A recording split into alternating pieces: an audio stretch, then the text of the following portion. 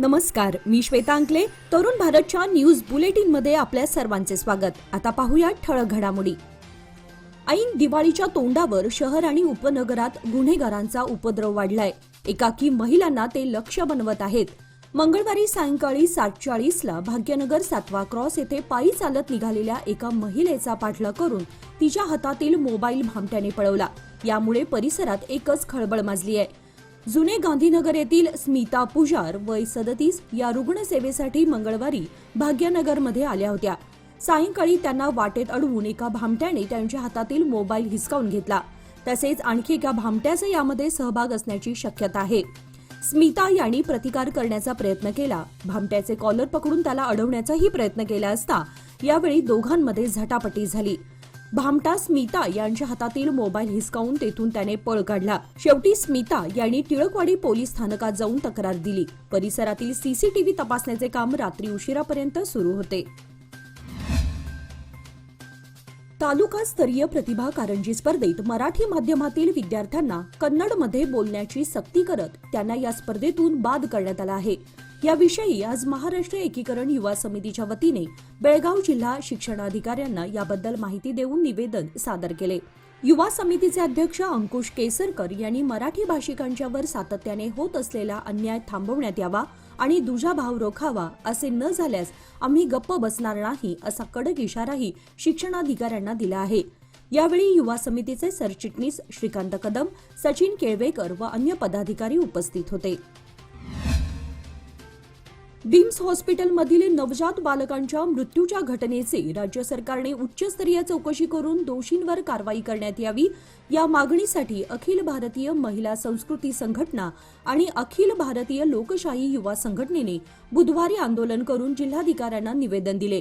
गेल्या 6 महिन्यांपासून सुमारे 122 नवजात बालकांचा ऑक्सिजन विना मृत्यू झाल्याचा संशय आहे.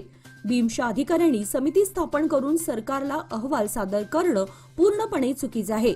येथे कॉम्प्रेसर तुटलेला आहे आणि तो स्पष्टपणे दिसत आहे. मात्र बिम्सने सरकारला चुकीची माहिती दिल्याचा आरोप त्यांनी केला.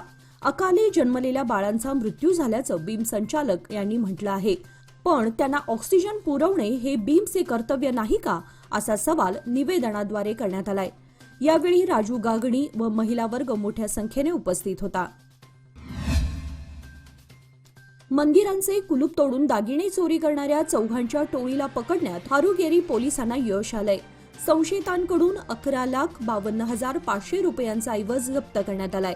याबाबत अधिक माहिती अशी की तालुक्यातील आळगवाडी येथे हुंसीकोडी येथे शेतात असलेल्या मंदिरात चोरी झाली होती. याबाबत हारुगेरी पोलीस ठाण्यामध्ये फिर्याद दाखल करण्यात आली होती. विविध प्रकारचे सोने आणि चांदीचे दागिने चोरीला गेले होते. सुमारे 2,30,000 पर्यंत ऐवज चोरीला गेला होता. या घटनेचा तपास करताना पोलिसांना काही संशयित सापडले होते. त्यांच्याकडे चौकशी केली असता या संशयितांकडून 8 मंदिरातील चोरी उघडकीस आली. त्यांच्याकडून सोने चांदीचे दागिने व मोटारसायकल असा एकूण 11,52,500 रुपयांचा ऐवज जप्त केला आहे. आळगवाडी, बस्तवाड, मुगळखोड, हिडकल, हारुगेरी, निडगुंडी येथील मंदिरामध्ये झालेल्या चोरी प्रकरणात यांचा सहभाग असल्याचे पोलिसांनी सांगितले.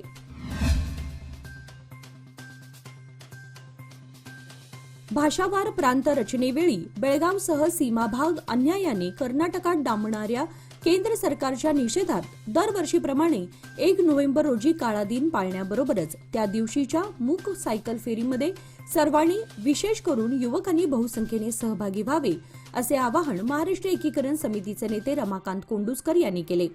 येत्या 1 नोव्हेंबर काळा दिनासंदर्भात जनजागृतीसाठी आयोजित बैठक आज बुधवारी वडगाव येथील श्री ज्ञानेश्वर मंदिरामध्ये पार पडली. या प्रसंगी कोंडुस्कर बोलत होते. गेल्या काही दिवसांपासून 1 नोव्हेंबर रोजी काळा दिन पाळण्यासंदर्भात विभागवार जनजागृती केली जात आहे. त्याचाच एक भाग म्हणून शहरामध्ये विविध ठिकाणी बैठका घेतल्या जात आहेत. त्याच अनुषंगाने आयोजित वडगाव आणि जुने बेळगाव या भागातील मये समिती कार्यकर्त्यांच्या आजच्या बैठकीमध्ये दरवर्षीप्रमाणे या भागातील कार्यकर्ते आणि जनतेचा काळा दिनाच्या सायकल फेरीतील मोठा सहभाग निश्चित करण्यात आला. बैठकीस वडगाव व जुने बेळगाव परिसरातील आजी, माजी लोकप्रतिनिधी, समिती कार्यकर्ते व शेतकरी बहुसंख्येने उपस्थित होते. आमचे सर्व ग्राहक, ठेवीदार, भागधारक आणि शुभचिंतकांना दीपावलीच्या हार्दिक शुभेच्छा. शुभेच्छुक श्री महिला क्रेडिट सौहार्द सहकारी संघ नियमित बेळगाव, प्रधान कार्यालय अर्जुन एम्पायर, अरुण थिएटर जवळ, काँग्रेस रोड, टिळकवाडी, बेळगाव. फोन क्रमांक 0831246868 किंवा 4211-820.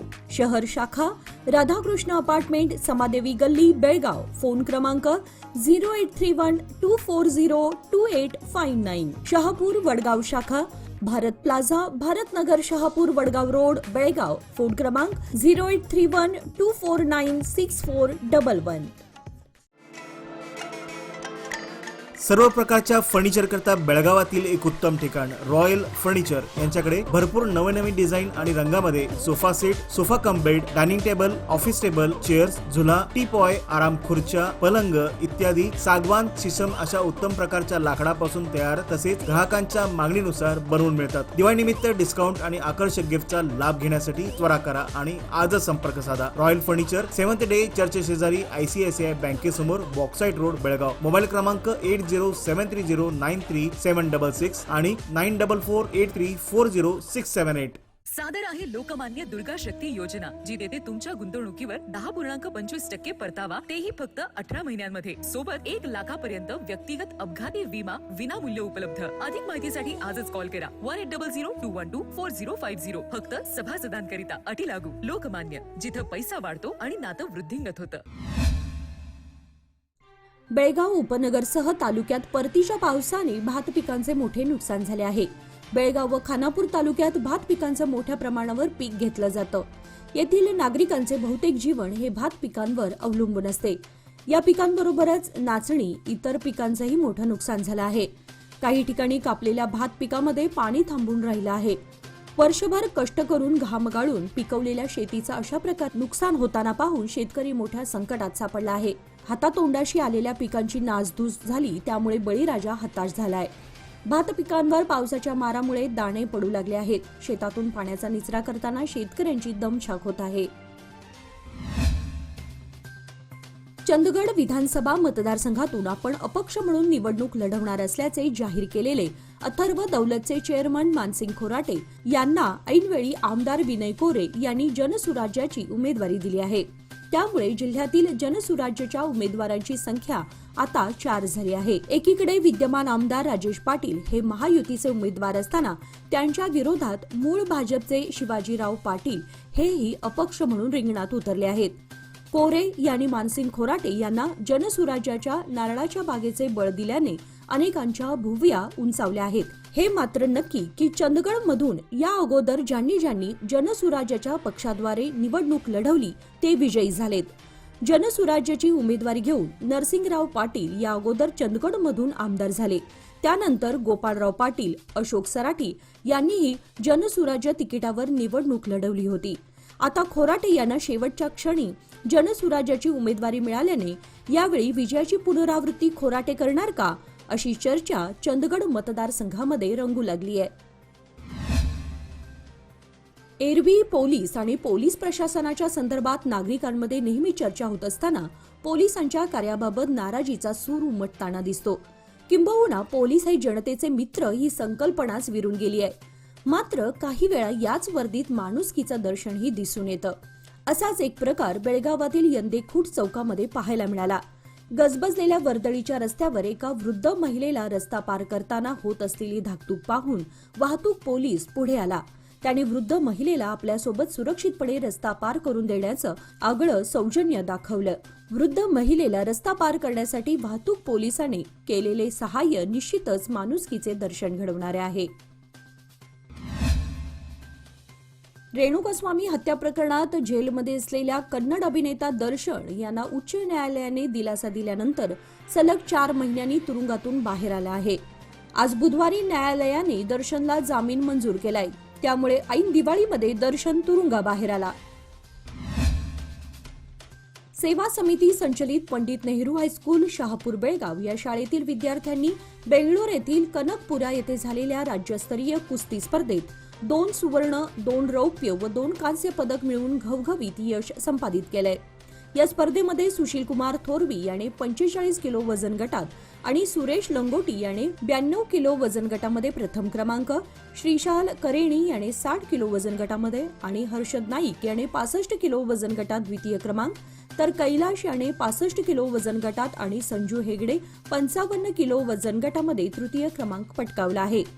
वरील सर्व विद्यार्थ्यांना विश्व भारत सेवा समितीचे अध्यक्ष विजयराव नंदिहळ्ळी, शाळेचे मुख्याध्यापक एस.जी. हिरेमठ, शाळेचे क्रीडा शिक्षक निरंजन कर्लेकर व विज्ञान शिक्षक विनायक कंगराळकर तसेच सर्व शिक्षक वर्ग व कर्मचारी वर्ग यांचे मार्गदर्शन लाभले असून प्रथम क्रमांक मिळवणाऱ्या 2 विद्यार्थ्यांची निवड राष्ट्रीय कुस्ती स्पर्धेसाठी झाली आहे. या निमित्त विजेत्या विद्यार्थ्यांचे सर्वत्र कौतुक होत आहे. खास दिवाळी आणि लग्न सराईकरिता सुनील टेक्सटाईल्स घेऊन येत आहे मॅन्युफॅक्चरिंग आणि होलसेल किमतीत सर्व प्रकारच्या साड्या, dress materials, readymades, Indo western outfits, home decor, men's wears आणि बरंच काही नव्या स्टॉकसह सर्व काही एकाच छताखाली.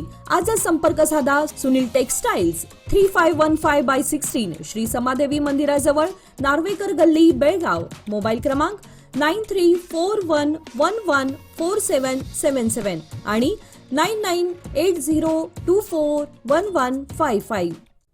श्रीराम इनोव्हेशन द इंटेरियर मॉलच्या वतीने सर्वांना दीपावलीच्या हार्दिक शुभेच्छा. आमच्याकडे plywoods, veneers, architecture hardware, kitchen trolley, decorative railings, bathroom fittings इत्यादी सर्व काही एका छताखाली उपलब्ध. संपर्क मुख्य office 5402 Mahatma Phule road, Shahapur, Belgaum. Mobile क्रमांक 9480911141 तसेच 6366923111. लोकमान्य सादर करीत आहे दुर्गा शक्ती योजना, जी देते तुमच्या गुंतवणुकीवर सर्वोत्तम व्याजदर 10.25% व खास महिलांकरिता 0.50% अधिक परतावा. कालावधी 18 महिने. अधिक माहितीसाठी आजच कॉल करा 1800 योजना फक्त सभासदांकरिता. नियम व अटी लागू. लोकमान्य, जिथं पैसा वाढतो आणि नातं वृद्धिंगत होतं. देसूर, नंदिहळ्ळी, झाडशहापूर व खानापूर परिसरातून मच्छे गावातून जाणाऱ्या बसेस बस थांब्याजवळ थांबवत नाहीत. यामुळे शालेय विद्यार्थ्यांचे मोठे शैक्षणिक नुकसान होत आहे. विद्यार्थ्यांना शाळा कॉलेजमध्ये वेळेवर पोहोचता येत नाही. त्यांचे शैक्षणिक नुकसान होऊ नये याचा विचार करून मच्छे गावातील शिवतेज युवा संघटनेच्या माध्यमातून मच्छे येथून माझगाव क्रॉसपर्यंत या सर्व शालेय विद्यार्थ्यांना मोफत टेम्पोतून त्यांना पाठवून देण्याची सोय करण्यात आली आहे. ही सोय दिनांक 15 नोव्हेंबर पर्यंत करण्याचे या कार्यकर्त्यांनी ठरवले आहे. 2 वर्षांपूर्वी एका सोशल मीडियाद्वारे आक्षेपार्ह पोस्टचे कारण पुढे करून एका समाजाच्या लोकांनी हुबळी येथे पोलीस स्थानकावर हल्ला करून पोलिसांनाच मारहाण केली होती. त्यांच्या गाड्या जाळल्या व प्राणघातक हल्लाही केला होता. सरकार त्यांच्या विरोधात गुन्हा दाखल करण्याऐवजी त्यांच्यावरील खटला मागे घेत आहे. हे अत्यंत निषेधार्ह असून गुन्हेगारांना कठोर शासन झालं पाहिजे, जेणेकरून असे गुन्हे परत घडणार नाहीत. अशा मागणीचे निवेदन पिरनवाडी पंचक्रोशी नागरिकांनी जिल्हाधिकाऱ्यांना दिले. एकीकडे हिंदूंच्या कार्यक्रमांना शेकडो नियम लावले जातात, तर दुसरीकडे अन्य समाजांच्या लोकांचे तुष्टीकरण केले जाते. सरकारच्या हिंदू विरोधी नीतीचा आम्ही निषेध करत असून सरकारने हे खटले मागे घेण्याचा निर्णय स्थगित करावा, अन्यथा संपूर्ण राज्यभरात रोष निर्माण होईल, अशी चेतावणी निवेदनातून देण्यात आली आहे. शहरातील कित्तूर चन्नम्मा चौकातून या मोर्चाला सुरुवात होऊन जिल्हाधिकारी कार्यालयाला धडकला. यावेळी शेकडो हिंदू संघटनेसह महिला व नागरिक सहभागी झाले होते. कर्नाटकातील चिಕ್ಕमंगळूर जिल्ह्यापासून 30 किलोमीटर अंतरावर असलेल्या दत्तपीठ या ठिकाणी, जिथे 4000 फूट उंचीचा पर्वत आहे, या डोंगरावरील गुहेमध्ये दत्तात्रेय स्वामींनी तपश्चर्या केली होती, ज्याला दत्तपीठ म्हणून ओळखले जाते. टिपू सुलतानने म्हैसूर राज्य ताब्यात घेतल्यानंतर या पवित्र स्थळावर हल्ला करत अतिक्रमण केले होते. कालांतराने या जागी आता थडगे बांधण्यात आले आहे. सध्या या दत्तपीठाचे स्मशानभूमीत रूपांतर झाले आहे. येथे समाधी स्थळ बांधून दत्तपीठाचे नामांतर बाबा बुदन असे ठेवण्यात आले आहे. बाबांच्या नावाने येथे उरूस साजरा केला जातो. त्यामुळे दत्तपीठाचे अतोनात धार्मिक नुकसान होत आहे. या विरोधात येत्या 4 ते 9 नोव्हेंबर दरम्यान मालाधारण, दत्त दीपोत्सव, पाडी संग्रह, होम हवन व प्रसाद वाटपाचे कार्यक्रम आयोजित करण्यात आले आहे. या धार्मिक कार्यक्रमाला विधान परिषद सदस्य C.T. रवी, माजी खासदार प्रताप सिंह व प्रमोद मुतालिक आदी उपस्थित राहणार असून हिंदू कार्यकर्त्यांनी याप्रसंगी बहुसंख्येने उपस्थित राहावे असे आवाहन श्रीराम सेनेचे रवी कोकितकर यांनी केलं आहे. आणि याचबरोबर आजचे बातमीपत्र इथे संपले. अधिक माहिती आणि ताज्या घडामोडींसाठी पाहत रहा तरुण भारत न्यूज चॅनल. तसेच आमच्या चॅनलला लाईक, शेअर आणि सबस्क्राईब करायला विसरू नका. आणि विश्वासार्ह बातम्यांसाठी दररोज वाचा दैनिक तरुण भारत. धन्यवाद.